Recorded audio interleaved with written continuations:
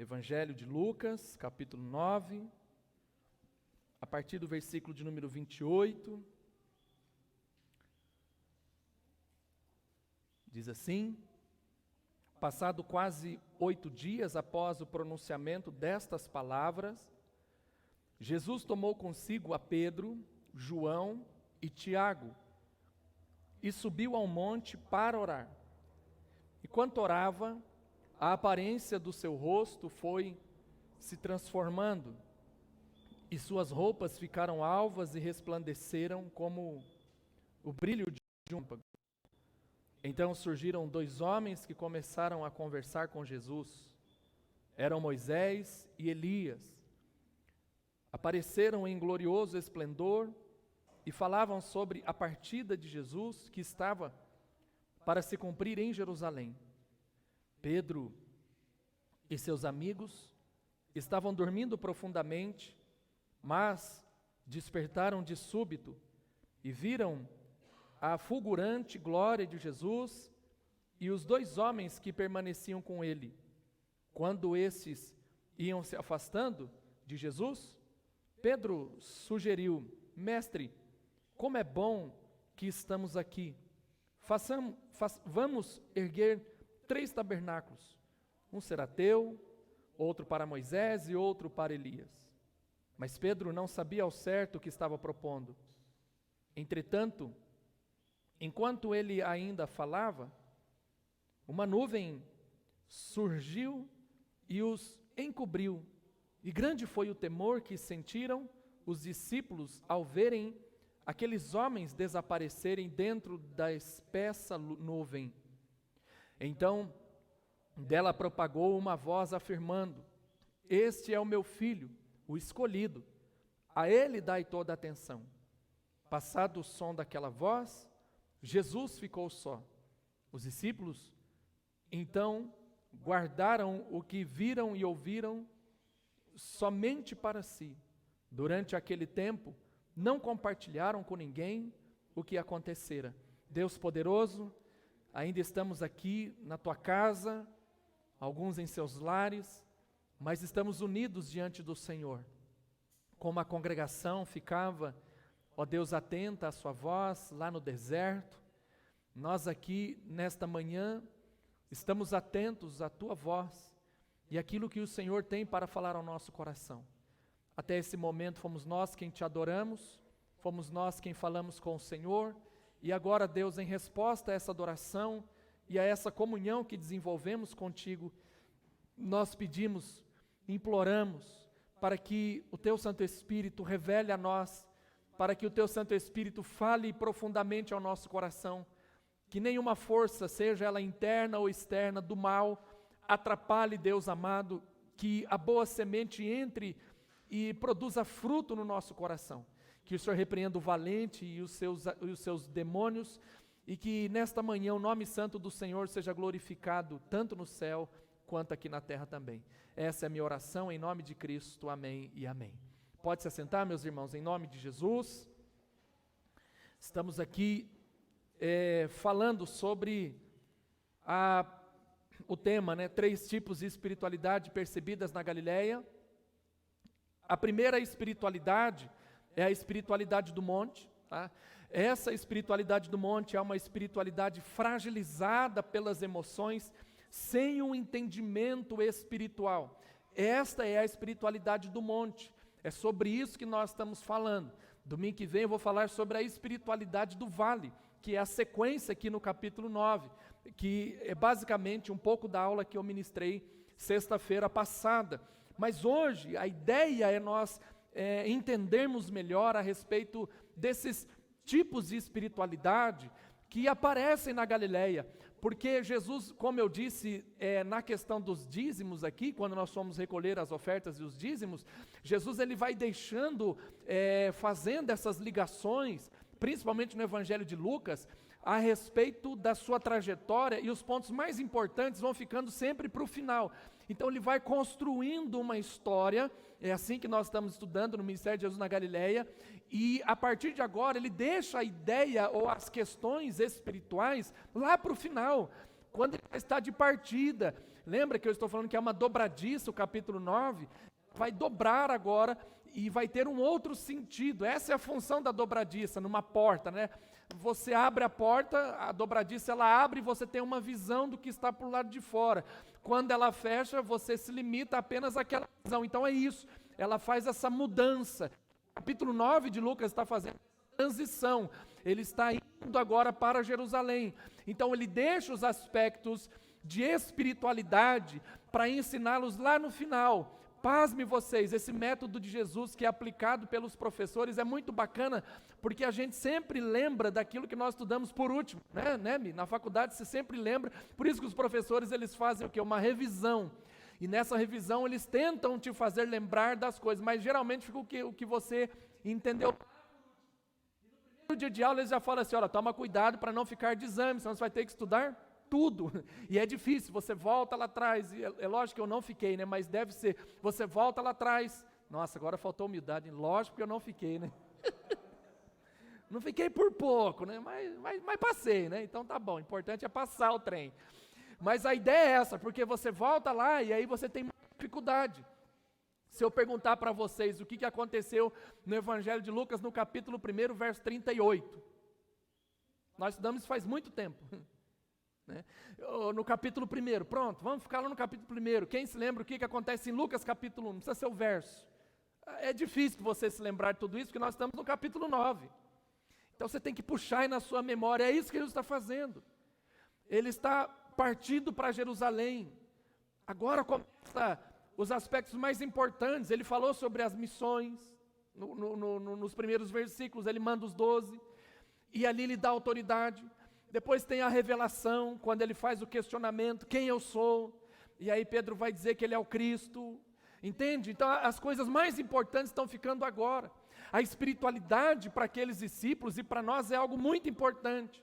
E ele percebe que esta lição que ele não deu no passado, ela traz aqui alguns desajustes, alguns desequilíbrios, algumas informações que ainda não estão bem conectadas no cérebro dos discípulos dele. E aí então Jesus ele começa a organizar isso, e a espiritualidade do monte apresenta essas falhas que precisam ser ajustadas. E a falha que ele percebe é que é uma espiritualidade fragilizada pelas emoções, porque dificilmente nós conseguimos raciocinar com perfeição quando estamos emocionalmente abalados.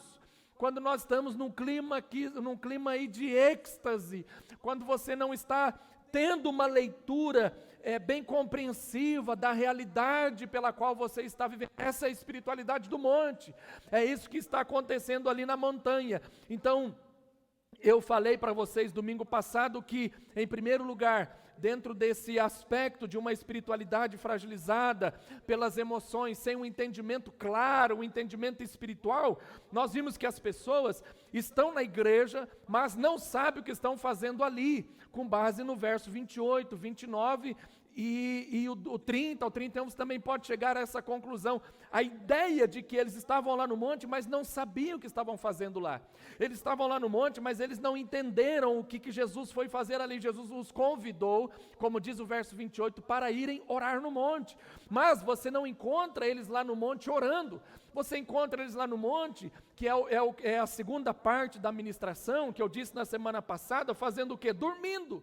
A glória de Deus está sendo derramada, Deus está fazendo coisas tremendas, Deus está abençoando, Deus está falando ali com eles, mas eles estão dormindo, eles não entenderam o projeto de Deus, eles não entenderam o porquê que eles estavam ali. E aí nós encerramos a ministração semana passada dentro dessa ótica, que tem muita gente que está dormindo na igreja, não entendem, não percebem o que está acontecendo, não sabem o que estão fazendo ali, em primeiro lugar, não vê esse movimento, esse agir de Deus, essas mudanças drásticas, rápidas que estão acontecendo.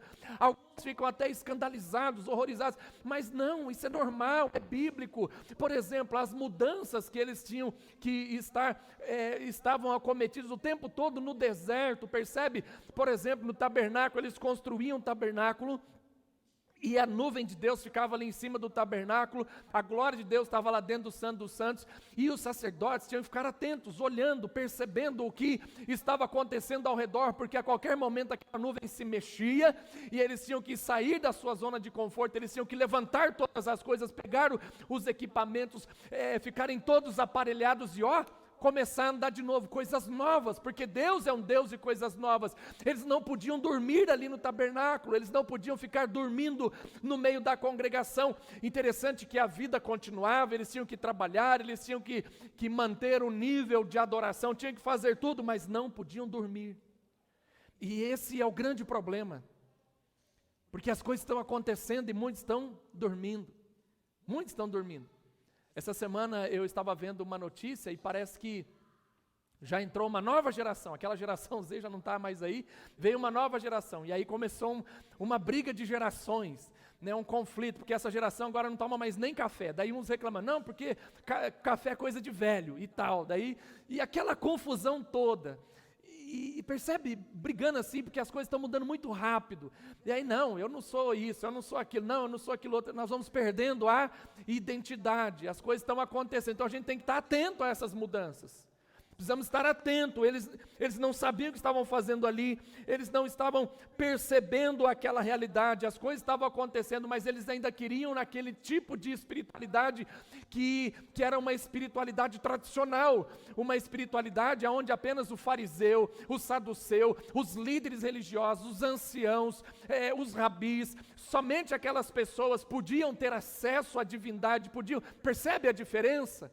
Deus estava manifestando a glória dele ali, e esses homens estavam dormindo, e é interessante que esses pontos de transição, que são os mais importantes, como eu disse na introdução dessa mensagem, acontece lá no Getsemane também, no Monte das Oliveiras. Jesus vai com os seus discípulos, fala para eles ficarem ali, que ele ia um pouquinho mais à frente para orar. Ele tinha essa ideia, esse projeto, então ele andava um pouquinho mais à frente, como diz lá no interior, um tirinho de pedra, sabe? Você cata o tiro de pedra e pá, ataca, onde caísse, era ali que ele ia orar, para se afastar das pessoas. Depende do cara também, ele ia orar longe, né? Se for um cara forte, joga uma pedra, mas basicamente, era daqui aí onde vocês estão. Ele separa deles, ele começa a orar, e quando ele volta, os discípulos estão dormindo. Em momentos de transição, muitos estão dormindo, porque Jesus, horas depois, minutos depois, aliás, ele já é capturado pelos soldados do templo, e ele é levado até o sumo sacerdote Caifás, e depois dali do sumo sacerdote Caifás, ele é levado até o Sinédrio, do Sinédrio ele é levado até os representantes do governo romano, e dali ele vai para a cruz e morre, acaba. Momentos de transição, pessoas dormindo, ainda construindo ou tentando construir uma espiritualidade sem entendimento, uma espiritualidade fragilizada pelas emoções, não é algo racional, construtivo, um projeto. Então vamos lá, a terceira e última lição que eu aprendo dentro dessa ideia, dessa temática que nós estamos estudando aqui, ministrando aqui nesta manhã e no domingo passado, é uma espiritualidade fracassada de discernimento espiritual. Amém? A espiritualidade do monte, ela é uma espiritualidade fracassada de discernimento espiritual. Verso 32 ao versículo de número 36, nós percebemos aqui algumas coisas importantes. Então nós vemos que os discípulos estavam ali, vivendo aquele clímax, aquele êxtase gostoso, forte, mas não tinham nenhum tipo de discernimento espiritual. Eles contemplaram quatro fatos milagrosos. O primeiro é a transfiguração do rosto de Jesus. O rosto de Jesus ficou transfigurado. É um grande milagre isso acontecer, com semelhança ao de Moisés, quando ele desce do monte com as tábuas da lei. Depois disso, eles veem ali a aparição em glória de Moisés e Elias, os dois personagens mais importantes das Sagradas Escrituras, do Antigo Testamento, da Torá de Deus. Moisés, que se refere às leis de Deus, e Elias, que se refere ao profetismo, às profecias. e depois eles veem uma nuvem luminosa que envolve, aquela mesma nuvem que os tira lá, que acompanha, aliás, eles no deserto, quando eles saem do êxodo do Egito, e por fim eles veem também uma voz que veio do céu, que trovejava aos ouvidos daqueles homens, uma voz de trovão, a mesma voz que se manifestava no Antigo Testamento, a mesma voz que se manifesta quando Jesus é batizado ali no Rio Jordão por João Batista. Eles ouvem essa voz, eles percebem esses 4 fatos milagrosos, mas eles não têm nenhum tipo de discernimento espiritual, eles não conseguem compreender o que estava acontecendo ali. Então eles não têm essa percepção de que o que se fazia presente ali era a Trindade, o Deus Trino, além de Moisés e Elias, o grande legislador, o maior dos profetas. Estavam ali também Pedro, Tiago e João, representando o Novo Testamento, os apóstolos mais íntimos de Jesus. No entanto, eles estavam envolvidos nesse mesmo ambiente de milagre, mas faltou discernimento. Não entenderam nada, não compreenderam a realidade que estava surgindo ali. Então, fazendo uma análise mais profunda desse tipo de comportamento, nós percebemos aqui 4 questões básicas que podem nos conduzir ao fracasso espiritual. Se eu fosse você, eu anotava isso aí no seu caderninho, na sua Bíblia, em sua casa, no seu smartphone, na parede não, né? Misericórdia. Mas outro dia eu fui na casa de um pastor, lá no Paraná, agora um tempo atrás aí. Ele é muito engraçado. Chegamos lá, a senha do Wi-Fi dele fica escrito na parede, para ninguém perguntar. Porque sendo na casa dos outros tem Wi-Fi, qual que é a senha aí, vaso? Então ele já escreveu na parede dele. Eu falei, por que você não colocou aí Menem, Tekel, Parmezinho? Escreve direito nesse trem. Mas era uma senha, acho que é a senha que a própria operadora coloca, era número, era não sei o que, era e tal. Acho que ele é meio limitado, não sabia falar o que deve. Escreveu lá tudo direitinho.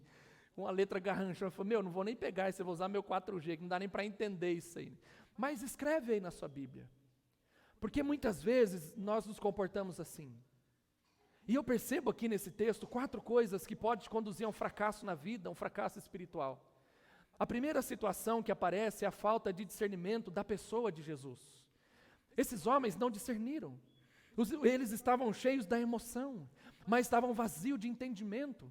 Eles não conseguiram compreender. Então a primeira coisa que Pedro vai dizer é: vamos erguer 3 tabernáculos, vamos fazer 3 tendas. Façamos aqui então uma para Moisés, uma para Elias. Ou seja, nessa fala eles dão a Moisés e a Elias o mesmo nível, o mesmo patamar, ou a mesma importância que Jesus.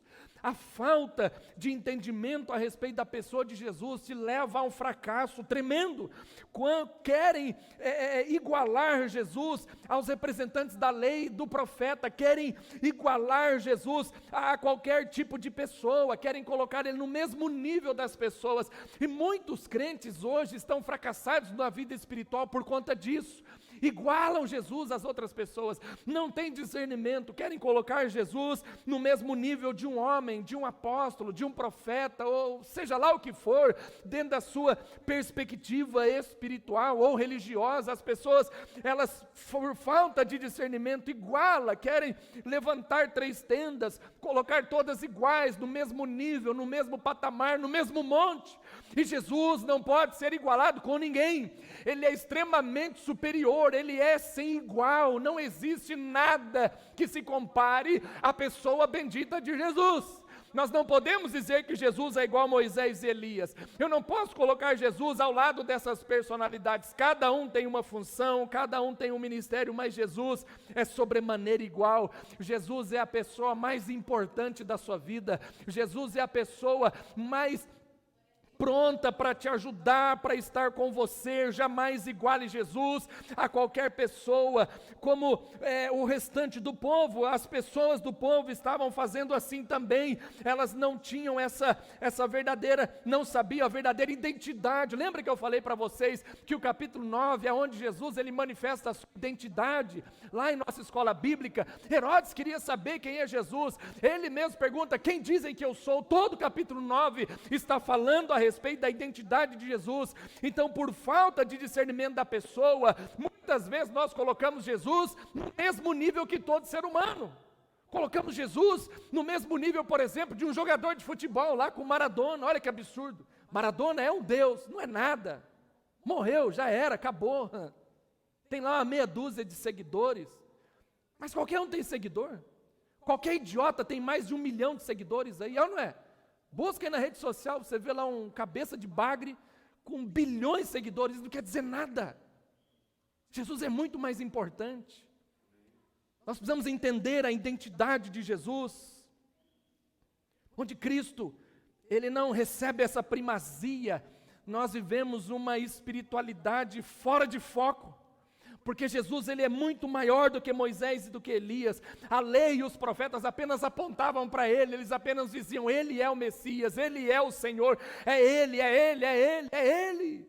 Aqueles homens jamais poderiam ficar ali, eles jamais poderiam ser igualados. Você jamais pode construir 3 tendas para tentar colocar Jesus junto com qualquer pessoa. Então o Pai, Ele corrige essa teologia dos discípulos, dizendo para eles, esse é o meu filho eleito. Agora não é mais o amado, como ele vai dizer lá no batismo, mas ele vai corrigir, por causa dessa ideia fora de foco, desfocada, ofuscada. Então Deus, ele vai dizer, não, ele é o meu filho, meu eleito, acima de Moisés, eleito, acima de Elias, eleito, porque ele é Deus. Então ele vai dizer, a ele ouvi, em outras traduções, a ele dai toda a atenção, não dá atenção mais a Moisés, a Elias, dá atenção a Jesus. Se você quer vencer na vida, comece então a dar mais atenção a Jesus, a discernir melhor quem é a pessoa de Jesus, o que ele significa para você, o que ele implica aí então, todas essas desconstruções que nós vamos fazendo. Olha, aí eu sei por que eu estou na igreja, aí eu não fico mais dormindo enquanto as coisas de Deus estão acontecendo, porque eu entendi, eu tive um discernimento a respeito da pessoa de Jesus Cristo. Ele é Deus, Ele é maior. A minha espiritualidade deve ser cristocêntrica, ela não deve estar ligada a um homem, ela não deve ser compartilhada com os seres humanos no sentido de eu me ligar a minha espiritualidade a Ele, mas não, eu tenho que dar ouvidos a Jesus, eu tenho que colocar Jesus no centro de todas as coisas, eu tenho que fazer com que a minha espiritualidade não fracasse lá no monte. O monte é importante, mas se as emoções aflorarem a ponto de eu não discernir mais quem é Jesus e começar a colocar o homem que está lá no monte, o homem que leva lá os meus pedidos do monte, senão não acontece nada, sabe? Se eu começar a ter esse tipo de ideologia, eu fracassei na minha vida espiritual. Eu não estou dizendo que é pecado você ir ao monte orar, eu não estou dizendo que é pecado você levar pedidos de oração no monte, porque quantas vezes eu fiz isso em minha vida. O que eu estou dizendo é que Jesus, Ele é o centro de todas as coisas. Jesus é o foco, Ele é o centro. Eu não tenho que fazer 3 tendas lá em cima, porque isso não vai dar certo. Ele não compartilha a sua glória com ninguém, Ele não compartilha a sua glória com Moisés e com Elias em momento algum. O segundo questão básica que conduziu eles ao fracasso, eles não reconheceram a centralidade da missão de Jesus. Interessante isso, né? Quando você não reconhece, você então fica perdido. Moisés e Elias apareceram para falar ali o que com ele? Falar a respeito da iminente partida de Jesus. Qual que era essa partida? Ir para Jerusalém. A pauta daquele diálogo, a pauta daquela reunião de conselho, Mariel, essa pauta é a partida. A pauta é Jerusalém, o assunto é a cruz, a conversa aqui que corre ali sobre tudo aquilo é a cruz do Calvário. Não é probleminha, não é questões, não é administração, não é nada disso, não. O foco é a cruz, porque a cruz é o centro do ministério de Jesus Cristo. A cruz, ela deve ser o centro do ministério da igreja. A cruz, ela deve ser o centro do ministério de sua vida. Enquanto você continuar insistindo e discutindo questões relacionadas a seu ego, a Moisés, a Elias, é bom estarmos aqui, olha, Pedro, Tiago, João, ficar todo mundo naquela conversinha. Jesus estava olhando para a cruz. Ele não estava preocupado com as coisas da terra, ele não estava preocupado com o seu ego, mas ele estava preocupado em salvar vidas. Ele estava preocupado em resgatar as ovelhas perdidas da casa do seu pai. Ele estava preocupado em estabelecer a igreja triunfante que vai ser arrebatada, a noiva. Os olhos de Jesus, a preocupação de Jesus não são as nossas.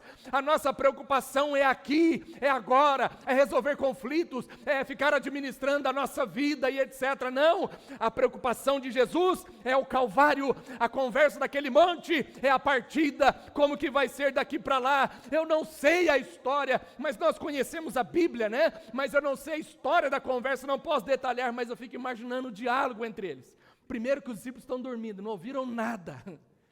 Então devem ter conversado muita coisa. Sentados os três naquela montanha, no Monte Horebe, e ali eles conversavam. Olha, Jesus não, né? Jamais eles iam tratá-lo como assim, né? Isso é coisa nossa, né? Coisa daqui, né, José? A gente fala, e aí, parça? Não, eles, Senhor, mestre, rabi, o Senhor vai descer a partir de agora para Jerusalém. E nessa jornada, o Senhor vai passar por uma vila chamada Vila dos Samaritanos. Ô relógio, calma aí. E ali na Vila dos Samaritanos, o Senhor vai encontrar com determinadas pessoas. Sabe o que vai acontecer lá? Os seus discípulos vão falar assim, olha, eles não querem ouvir o Evangelho, vamos orar para que Deus mande fogo do céu e mata todo mundo. O Senhor vai lidar com essa gente.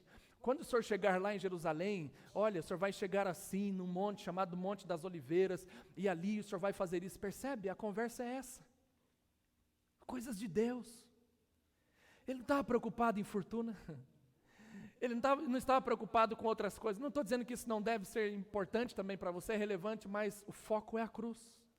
O foco da sua vida é o Evangelho, o alvo que você mais precisa para o seu dia a dia é a cruz, é falar da cruz, é compartilhar. Tem gente que amanhece, dorme sem falar da cruz. Tem gente que amanhece o dia, trabalha o dia inteiro, vai dormir, não lê um texto, não ouviu um hino, não aconteceu nada, foi irrelevante o seu dia. A vida é assim. Eu não estou dizendo que deva ser só dessa forma, porque nós não somos nem um nível aqui de monge, não é isso não. Eu estou dizendo que o centro, a pauta daquela conversa era a cruz. Então, pelo fato de nós não entendermos a nossa missão na terra, nós fracassamos no monte.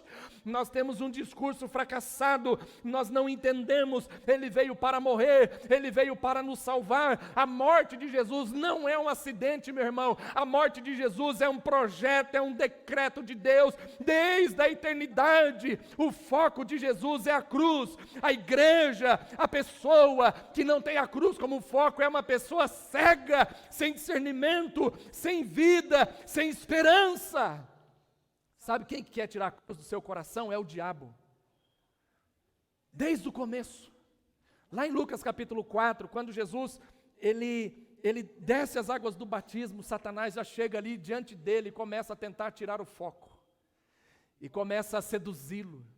E durante todo o ministério de Jesus, o diabo vai seduzindo, vai ficando mais forte o negócio. Vocês percebem isso na tonalidade do Evangelho de Lucas, a partir do capítulo 8, lá no mar da Galileia, aquela ventania, ele repreende, ele tem o discernimento, olha, essa força, esse vento é demoníaco. Quando ele chega lá na região de Gadara, vem um demônio, ele repreende, e o demônio vai agindo o tempo todo. Nós falamos sexta-feira passada a respeito do demônio que tentou humilhar os discípulos, etc. Ele repreende, o demônio, ele quer tirar o foco da cruz da vida das pessoas. Se ele tentou isso com Jesus, você acha que ele não vai tentar conosco? Você acha que ele não vai tentar o tempo todo desviar você da cruz, desviar a sua família da cruz? Porque muitas vezes ele tenta fazer isso porque ele já não tem mais chance. Para ele já não há mais esperança. Então, em todos os momentos da vida terrena de Jesus, ele tentou derrotá-lo, mas ele não conseguiu, meus irmãos, porque o foco de Cristo era a cruz. A palavra partida é Êxodos, é a mesma expressão que acontece lá no Egito, naquela ideologia do cativeiro. Ele tira eles dali. Então, a morte de Jesus, ela abre essa partida, esse Êxodos, essa ida para a cruz, ela abre as prisões, E Jesus então traz libertação para todos aqueles que querem viver uma vida consagrada, uma vida cheia de graça, cheia de luz, cheia de esperança. Jesus, Ele tem uma missão para cada um de nós. Ele cumpre a sua missão, Ele vai para a cruz do Calvário, Ele salva a humanidade, mas Ele deixou uma missão para mim e para você nesta manhã. Qual é a sua missão? Qual é a vontade de Deus para a sua vida? É seguir os caminhos do Senhor. É seguir os caminhos de Cristo. Não permita mais que o diabo tente tirar o foco da cruz do seu coração. A partida. Tome uma decisão nesta manhã. Não, a partir de hoje eu vou me posicionar assim. Que Deus vai com você. A terceira coisa que eu aprendo dentro desse fracasso que os discípulos tiveram lá no monte, é a falta de entendimento do seu próprio ministério. Olha que coisa bacana, no verso 33 ele diz assim, ó, bom é estarmos aqui. Algumas traduções vão dizer que a ideia de bom é no sentido de ser algo muito melhor do que em qualquer outro lugar. É isso que significa ser bom em hebraico, em grego aliás. Eu disse hebraico por causa da tradução da Septuaginta, é lá que eu peguei essa expressão. É muito melhor do que estar em qualquer outro lugar da terra. Lembra que no capítulo 9 ainda Jesus os chama e os manda fazer a primeira missão na Galileia? A missão deles não era ficar lá no monte. Então eles não entenderam, não tiveram entendimento do próprio ministério deles. Eles são os apóstolos, eles são os 12 escolhidos e ali são os 3, os mais importantes, as referências. A coluna da igreja são aqueles, não que os 2 não têm importância, não é isso, mas a ideia de que a coluna, a liderança estava sobre eles, todos ali têm o chamado, todos ali têm a sua importância, não é nada disso não. Então essa espiritualidade que eles vão apresentar aqui, chama-se uma espiritualidade de fuga, uma espiritualidade de clímax, de êxtase, uma espiritualidade do não enfrentamento. Por que do não enfrentamento? Porque eles queriam viver aquela visão arrebatadora do monte, eles queriam experimentar somente aquilo e não estavam com a ideia ou o desejo de enfrentar o vale.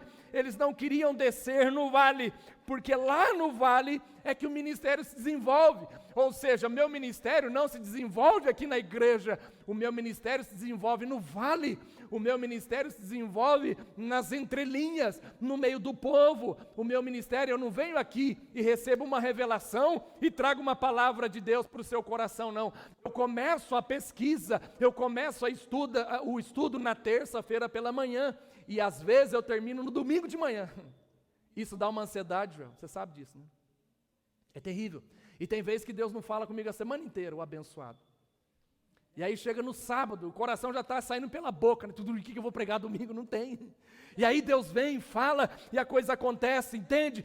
Você tem que ter, na realidade, o entendimento do seu ministério. Eles não foram chamados para ficar lá no monte. O ministério é lá embaixo. É cômodo cultivar essa espiritualidade do êxtase e do conforto. É agradável, né? É mais fácil estar no templo do que perto das pessoas que precisam, daqueles que precisam de uma conversa, daqueles que estão com o coração amargurado. É mais fácil ficar na igreja, dar só um soquinho e ir embora para sua casa, do que sentar com alguém, conversar, ouvir a sua história, às vezes falar quando for necessário, mas às vezes a pessoa não quer nem te ouvir, ela quer apenas ser ouvida. Ouvir isso gera desgaste, consome tempo. Então descer de lá de cima do monte, vir aqui para baixo, implica em dor, implica em opressão. Lá embaixo, que é o que eu vou pregar semana que vem, tinha um demônio aguardando eles lá embaixo, que os 9 discípulos de Jesus não conseguiram expulsar, não conseguiram curar aquele jovem com epilepsia, com uma experiência demoníaca, uma experiência de dor, de luta, de fracasso. Lembra que eu falei sexta-feira à noite que o espírito ele golpeia, ele é violento, é como se ele pegasse num golpe de jiu-jitsu, né? Sei lá se é jiu-jitsu, mas pega num golpe das Olimpíadas daquela época e jogava o camarada no chão com uma força descomunal, a ponto de explodir todos os seus ossos. É isso que o diabo faz. Quando ele pegava aquele menino e jogava ele no chão, pá! Percebe? É essa a situação que nós enfrentamos no dia a dia. Aqui na igreja é gostoso, aqui na igreja é confortável, estar aqui é uma bênção, não estamos falando nada contrário a isso, mas muitas pessoas não querem sair da zona de conforto. Estão igualzinho o discípulo. Não quer enfrentar ninguém, não quer enfrentar nenhum desafio, não queremos nos envolver com pessoas que são oprimidas pelo diabo, não queremos ouvir a sua história, não queremos gastar um tempo em questões de miséria, ou até mesmo com aqueles que são luxuosos em condomínios fechados, também são miseráveis. Nós não queremos nos envolver com essas pessoas muitas vezes, porque queremos viver a espiritualidade do monte, uma espiritualidade escapista, uma espiritualidade sem confronto, onde nós estamos fechados em quatro paredes. Permanecer no monte, meu irmão, é fuga. Permanecer no monte é irresponsabilidade, permanecer no monte é omissão, e tudo isso é pecado na Bíblia. Nós temos um chamado, nós temos um ministério. Nesse tempo de pandemia, meus queridos, muitos irão permanecer no monte, muitos irão fazer 3 tendas, muitos não querem mais vir à igreja, porque ficou confortável. Então tome cuidado com isso. Esse link que vai à sua casa, um dia ele vai parar de chegar aí na sua casa, porque está confortável, não gasto gasolina, não tem que ouvir ninguém, não tem que falar com ninguém, está tudo bem. Isso é apenas um paliativo, um tempo de Deus para a nossa vida, mas nós não fomos chamados para fazer 3 tendas e dizer é bom estar aqui. De fato é bom você estar na sua casa mesmo, né? Mas Deus não te chamou para isso. Deus chamou sua igreja para relacionamento. Deus chamou sua igreja para entender a história do outro. Deus chamou sua igreja para compreensão. Deus chamou sua igreja também para o confronto. Quando o camarada está cheio de frescura, cheio de manha, né, apóstolo? Você confronta, olha nos olhos, confronta com amor, com a palavra. Meu irmão, isso é um equívoco. Não é para nós ficarmos aí. Nós temos um chamado, nós temos uma missão. Deixa isso de lado, deixa essas meninices de lado, deixa essas tolices. Sabe, irmão, a gente vai ficando mais velho no ministério, na vida, a gente vai abrindo mão de algumas coisas, né? Porque é bobagem. Fica ali batendo em ferro frio, né? Eu ia falar outra coisa, ferro fundido, nada a ver. Mas fica ali batendo em ferro frio, sabe? Teimando com uma coisa que não tem nada a ver. Deus não te chamou para ficar ali, é muito bom estar ali, mas também você tem que estar lá. É as duas coisas. E por fim, eles não discerniram a essência da adoração, e isso levou eles a um fracasso espiritual. Olha o que diz o verso de número 34, entretanto, enquanto eles ainda falavam, uma nuvem surgiu e os encobriu. O texto diz assim, e foi grande o temor, que sentiram os discípulos ao verem aqueles homens desaparecerem dentro da espessa nuvem, verso 34. Interessante que eles se encheram de medo, a ponto de caírem de bruços. Essa expressão aqui, grande temor, não é um temor de Deus, da adoração, não. Quando você não consegue ficar de pé. Também não é aquelas meninices, né? Que o cara vem e assopra, e aí o cara cai. É bonito isso, né? Gostoso. Mas não é isso, não. Agora tem um lá, essa semana eu vi um, mas eu ri demais. Que o cara vem assim, ele dá um soco, pô, mas não pega, sabe? Aí o cara... Aí ele tenta vir de novo, o vaso faz assim, ó. Eu vou mandar lá nos varões pra vocês darem risada. Ele faz assim com o dedo, aí o camarada sai virando assim, pá, cai lá. Aí ele vem, tipo um Hayug, sabe? Hayug! E ele, pá, ele paralisa. Não é essas bobagens. Eles caem de medo. Não é temor, não. Sabe? Quando vê a santidade de Deus e se prostra. Não é um cair, é um prostrar-se, é algo racional. Eles leram isso em algum lugar. Olha, quando chegar uma autoridade divina, você se prostra. É isso, racionalidade. Percebe a diferença? Aqui não há isso. Eles caem de medo. É interessante que o texto fala que Pedro nem sabia o que estava falando. O próprio Lucas entrega ele e falou, Pedro é um bobo, ele não sabe o que ele está falando. O bobo é da minha parte, tá? Lucas jamais se comportaria como eu, né? Mas olha a ideia, eles caem de medo, eles se encheram de medo, caíram de bruços, né, como um animal, como um porco, como um gato, eles ficaram assim, cabisbaixo. Não é essa a posição de prostrar-se diante de Deus para adoração. Prostrar-se diante de Deus para adoração é com o rosto em terra, é você ficar ali contemplando, não tendo nem coragem de olhar para Ele, porque você percebe a sua pequenez, as suas limitações, você reconhece a autoridade dEle, o quanto Ele é soberano, o quanto Ele é poderoso, o quanto Ele é mais forte do que você. E aí então assim é a adoração, você adora com qualidade, com excelência, não se prostra por medo, não fica ali caído com medo, como se você fosse receber algumas chibatadas. Essa é a ideia, de chegar diante de um general, de um imperador opressor, e aí então ele se prostra, aguardando que venha chicotes em seu lombo.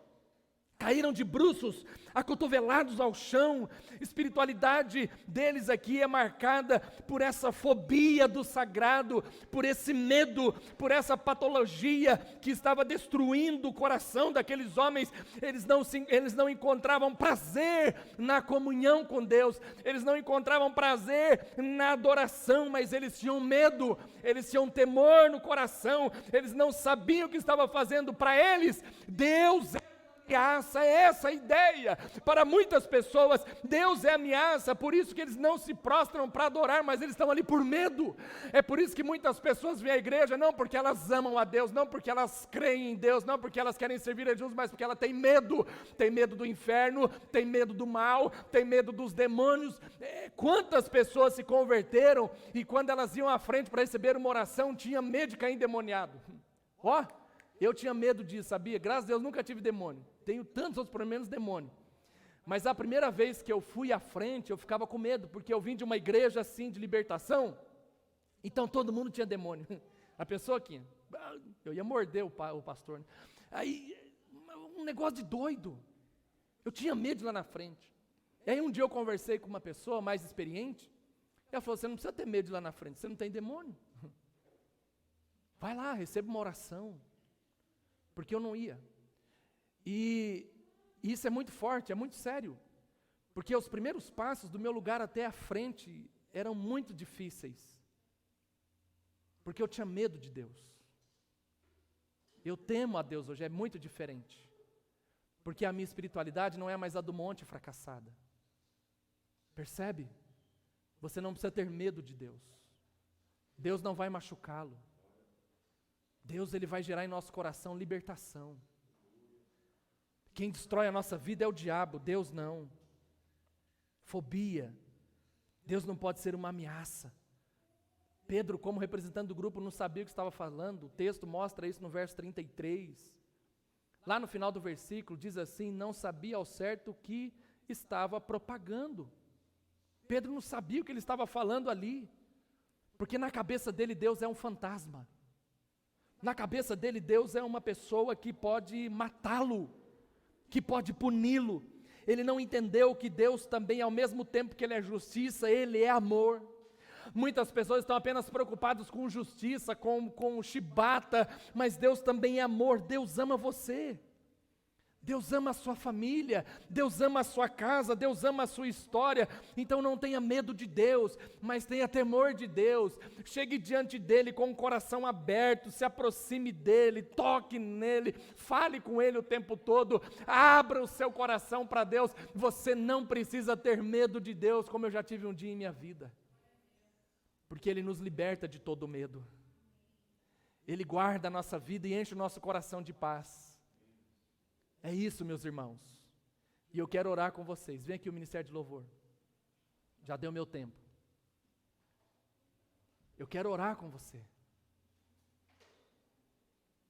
A espiritualidade do monte é uma espiritualidade fragilizada pelas emoções sem entendimento algum. Sua espiritualidade não pode ser fragilizada pelas emoções. Não estou dizendo a você que você não deva se sentir emocionado diante de Deus, porque não dá. Isso não dá. Como que você não vai ter emoção diante de um Deus que te ama desse jeito?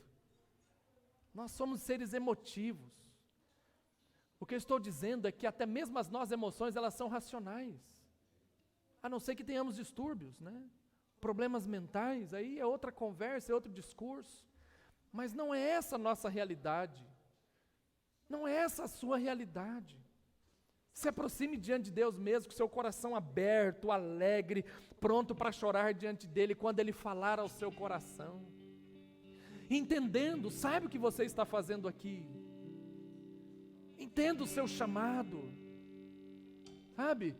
Levanta cedo, toma aquele banho gostoso. Não, hoje eu vou para a igreja porque eu quero adorar a Deus. Eu sei o que eu estou fazendo lá. Não deixa mais o diabo te impedir, não. O seu foco tem que ser a cruz. Tem gente que pode, tem condições, mas não quer mais. Mudou o foco, meu foco hoje é outro, né? E isso é um problema. Isso é um problema. Então saiba o que você está fazendo aqui. Não fica mais dormindo. Não durma mais no seu sono espiritual. Tem gente que não tem mais projeto, não tem mais sonho nenhum com Deus. Eu não quero mais nada. Uma vez eu vi uma pessoa dizendo assim, eu não quero mais nada, porque eu já tenho tudo. Tudo bem, eu quero. Porque a Bíblia me ensina isso, né? Para você bater, para você ter sonhos. Eu quero mais de Deus, eu quero mais coisas com Deus. Eu tenho tudo para aquele momento, mas Deus tem mais para mim.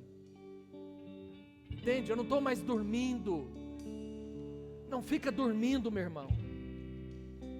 E tome cuidado, toma muito cuidado, porque é bom nós estarmos em determinado lugar, é ótimo, mas não é apenas isso. Toma cuidado para você não construir tendas aí em sua casa e nunca mais querer aparecer na igreja de Deus. Você pode ter muitos problemas com isso. Isso só prova uma coisa, que a sua espiritualidade, ela está fora de foco. Porque essa é uma espiritualidade do monte. Eu fui pastor de um rapaz, e ele gostava muito de ir no monte, mas não gostava de ir à igreja. Então eu não vou falar o nome dele, porque às vezes ele me vê, mas ele sabe disso. Ele assiste, aliás, né? E eu chamava ele de fulano de tal do monte. E um dia que ele assiste, ele vai mandar uma mensagem, a gente é bem amigo, sabe? E esse abençoado, qualquer reunião que tinha no monte, lá em Socorro tinha monte para tudo quanto era lado, né? Então basicamente toda sexta-feira ele estava no monte. E ele estava lá. E quarta e domingo o cara não estava na igreja. Aí um dia eu falei com ele, rapaz, você tem que parar de ir só no monte, meu. E eu vou te proibir de ir no monte. Nós vamos fazer o seguinte, a gente não vai mais falar para você que nós vamos no monte. Aí eu fiz 2 vezes isso, Marielson, Xandão, 2 vezes eu fiz isso. Eu não levei ele para o monte comigo. Aí ele foi para a igreja, muito engraçado. Nós somos amigos mesmo. E eu fiz por pirraça. Eu era bobo naquele tempo, ainda sou, mas estou melhor um pouquinho agora. Mas eu não levei mesmo não, larguei o vaso lá. Aí ele foi na igreja domingo, ele disse que a gente tinha ido no monte, porque crente gosta de compartilhar pedidos de oração, não é fofoca, né? E naquele tempo não tinha WhatsApp, imagina se tivesse. E aí, WhatsApp já é nessa geração que eu estou aqui com vocês, né? Então ali era uma coisa mais velha. E aí ele foi na igreja e falou, Vaz, você não me chamou para ir no monte? Eu falei, não, eu falei para você que eu não ia te chamar, ué. Mas agora que você está aqui, sexta-feira a gente vai para o monte. Bora? Ele falou, vamos. E ele era o primeiro aí mesmo. Mas assim, é um cara muito equilibrado. Mas ele tinha esse problema, ele gostava de orar só no monte. E dificilmente ele vinha para a igreja. Até que Deus abriu o entendimento dele. E ele percebeu que as 2 coisas são importantes. Entende? Aí ele virou diácono. O menino é uma bênção, homem de Deus. Isso não desqualificou ele em nada. Porque ele não era maluco. Ele não era um super crente. É esse tipo de espiritualidade que é um problema. Entende? Né, me? Enterrar coisa lá. Para vocês terem uma noção, como o brasileiro é maluco, eu estive no Monte Carmelo e os brasileiros estavam proibidos no Monte Carmelo porque eles tacaram fogo em pedido de oração no Monte Carmelo. Aquilo é um mato seco. Imagina você queimar uma mata lá em Israel, você vai morrer na cadeia, não sai nunca mais, porque o brasileiro é doido. Aquele monte de pedido de oração lá no monte, tudo jogado, no meio do mato, Você imagina isso, Janaína? Que loucura. Que falta de discernimento. Eu catei lá, fiz igual os japoneses fizeram na Copa do Mundo. Tinha um saquinho lá de lanche que eu levo, né? Que eu não fico gastando, eu levo o lanche. Já paguei do café da manhã do hotel, eu levo e vou comendo pão com ovo, é gostoso. Salada, antes de treino eu levo suco. Eu não fico com gracinha não tem dinheiro mesmo. Eu peguei aquela sacolinha, enchi com pedido de oração e levei e joguei num lixo. Porque o povo é maluco, é desequilibrado, não tem senso, não tem lógica. As emoções, elas têm que estar acompanhadas da razão. Eles estavam lá no monte, os discípulos, para orarem. Não estavam lá no monte para dormir. Não estavam lá no monte para construir tendas. Estavam lá para acompanhar Jesus, para fortalecer Jesus naquela batalha espiritual de transição, de partida, de ida para cumprir o projeto de Deus para a vida de Jesus, que era ir para Jerusalém, morrer em Jerusalém. Então a sua espiritualidade, ela tem que estar acompanhada desta razão. A emoção caminha junto com a razão. Eu estou aqui porque eu vim para adorar. Adorar é emoção, a razão é o fato de eu decidir no meu coração estar na igreja, estar junto com os meus irmãos, ou estar em casa junto com a minha família. Agora eu desligo tudo e eu vou adorar a Deus, porque eu estou impossibilitado de estar no templo por causa da pandemia. É isso. Razão e emoção caminham juntos. Aí sim a sua espiritualidade está certa. Aí sim a sua espiritualidade está correta. E Deus vai abençoar o seu coração. Coloque-se de pé, nós vamos orar. O medo, ele revela essa espiritualidade rasa, sem discernimento, sem sabedoria. Mas lança fora todo o medo nesta manhã e assuma um compromisso espiritual com Deus. Deus quer abençoar o seu coração. Deus quer abençoar a sua família, mas jamais permita que as suas emoções coloquem a sua razão por terra. A razão, ela tem que falar mais alto. As emoções, elas são óleo de uma engrenagem abençoadora que Deus derrama sobre o nosso coração. Vamos orar. Pai, nós estamos aqui nesta manhã, buscando, Deus amado, essa espiritualidade centrada, essa espiritualidade não ausente de emoções, mas aonde a razão prevalece, aonde não me permite as meninices, aonde não me permite que o meu ego, ele seja maior e ele aflore, porque eu não fui místico o tanto quanto, porque eu sou mais místico, aliás, o tanto quanto o meu irmão, meu amigo, e assim eu humilho, eu o exponho. Nós não podemos viver, ó Deus, esse tipo de realidade no monte.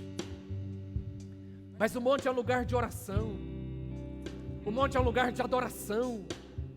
O monte não é um lugar de permanência.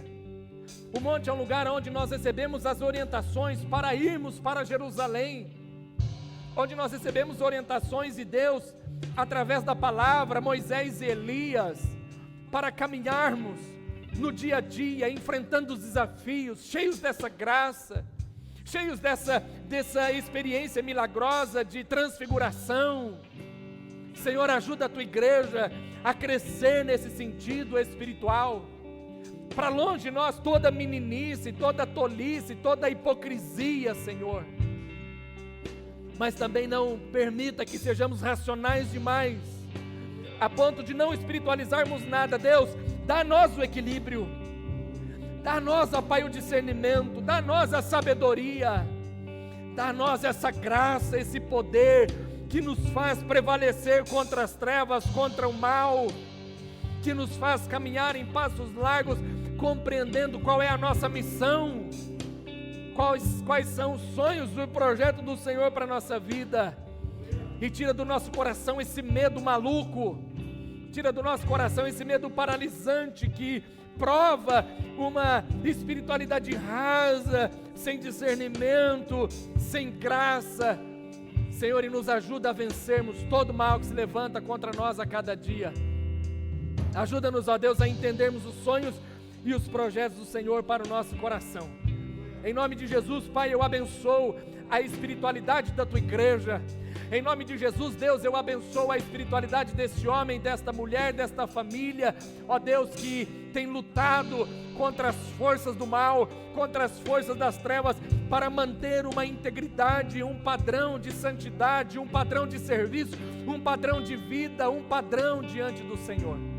Guarda esta casa, guarda esta família, abençoa esse lar de uma forma muito especial nesta manhã, pois essa oração que eu faço, cheio de fé e esperança, crendo que a espiritualidade de sua igreja será uma espiritualidade saudável e abençoada, em nome do Pai, do Filho e do Espírito Santo, amém e amém.